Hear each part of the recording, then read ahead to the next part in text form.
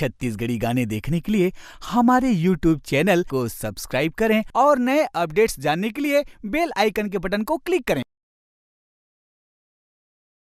सत के गंगा सतनाम के गंगा, सत के गंगा सतनाम के गंगा,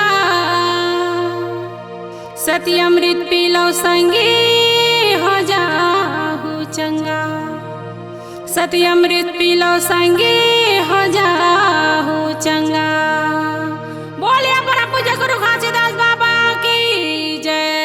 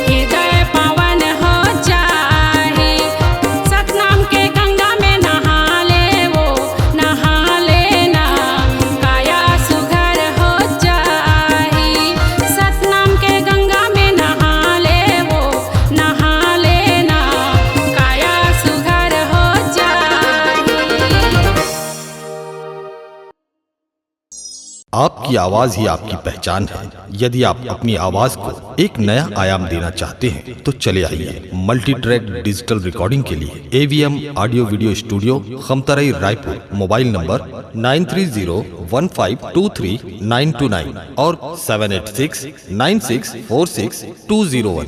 यदि आप नए एवं पुराने गीत सुनना चाहते हैं तो avmgana.com में जाकर गाना फ्री डाउनलोड करें और YouTube चैनल में AVM गाना और KK कैसेट्स को सब्सक्राइब करें।